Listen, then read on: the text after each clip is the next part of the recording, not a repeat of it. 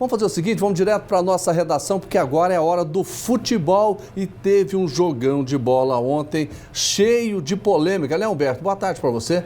Boa tarde, Jordevar. É verdade, o jogo do Atlético, que criou aquela expectativa, vai ou não ganhar a primeira em casa, enfrentou o Bahia. Começou ali meio que titubeando, mas depois cresceu na partida, criou várias situações, teve um gol anulado pelo VAR, veio o segundo tempo, teve um golaço do Luiz Fernando, e aí o jogo foi se arrastando até o fim, e nos acréscimos o Atlético acabou sofrendo o gol de empate. Eu até não digo no último minuto, eu digo no último lance, porque esse último minuto que é alvo de reclamação dos atleticanos, foi fora dos acréscimos que o árbitro deu. O gol foi aos 53, o jogo teria que ir até os 52, porque duas placas de acréscimos foram informadas, primeiro de 6 minutos, depois de mais um. Então o Atlético reclama que ele esticou o jogo e isso prejudicou muito o time rubro-negro. Mas veja então com detalhes os melhores momentos dessa partida.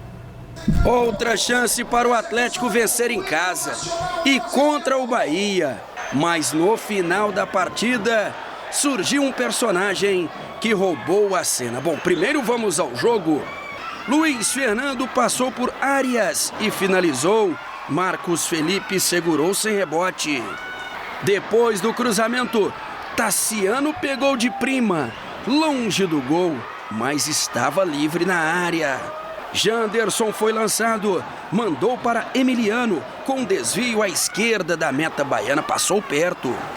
Janderson de novo no cruzamento, cabeçada do estreante Gonzalo Freitas raspando a trave.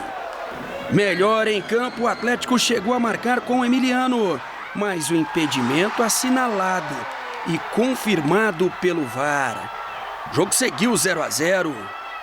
Luiz Fernando arrancou, entrou na área, colocou no canto e caprichosamente a bola não entrou. O Dragão voltou com tudo na segunda etapa. Baralhas deu um passe milimétrico para Luiz Fernando. Ele dominou, calibrou e mandou um chutaço no ângulo para fazer um golaço. Luiz Fernando, sempre ele, sempre decisivo, o artilheiro do Dragão.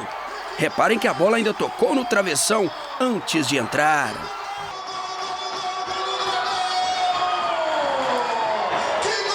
O Bahia quase empatou em seguida.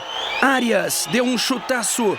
Grande defesa de Ronaldo, mantendo o Atlético na frente do placar.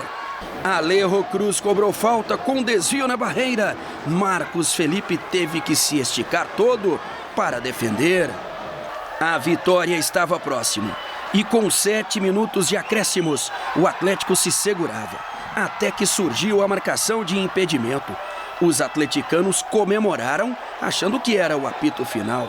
Alex então tirou a camisa e acabou sendo expulso por Luciano Miranda, árbitro cearense que estava apitando a primeira partida da Série A da sua carreira. E quando a bola foi alçada na área, gol de Jean Lucas. Eram decorridos 53 minutos. E aí sim a partida terminou, gerando tumulto, confusão, muita reclamação para cima da arbitragem, que depois ainda expulsou Guilherme Romão e Emiliano Rodrigues. Resumo final: Atlético 1, Bahia também 1. Bom, a principal reclamação então do Atlético é a questão dos acréscimos, porque ele havia dado 7 minutos e o gol saiu aos 53. Humberto, a sua opinião, houve erro do juiz? Sim, muito confuso o jogo todo. O próprio técnico do Bahia, Rogério Ceni, reclamou da arbitragem, era a primeira partida dele na Série A.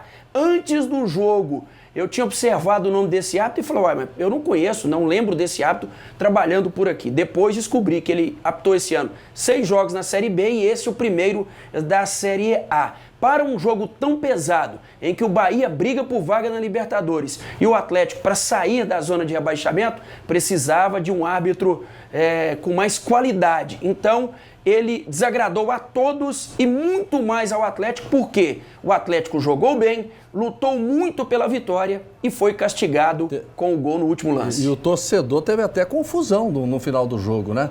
Muita confusão. Quando o árbitro desceu para o vestiário, vários copos com líquidos, e aí não consegui precisar, mas com líquidos na direção da arbitragem. O Atlético vai ter problema quanto a isso, né? O Atlético vai ao campo domingo contra o Flamengo no Maracanã, e aí ele tem 3 jogadores expulsos. Depois, na sequência do Campeonato Brasileiro, corre o risco de perder mando de campo, e fechou o primeiro turno com apenas 12 pontos. Então, a situação muito delicada do Dragão. Tá certo. Hoje tem Goiás? Goiás, 9h30 da noite contra o CRB na Serrinha. Ganhou, entra no G4.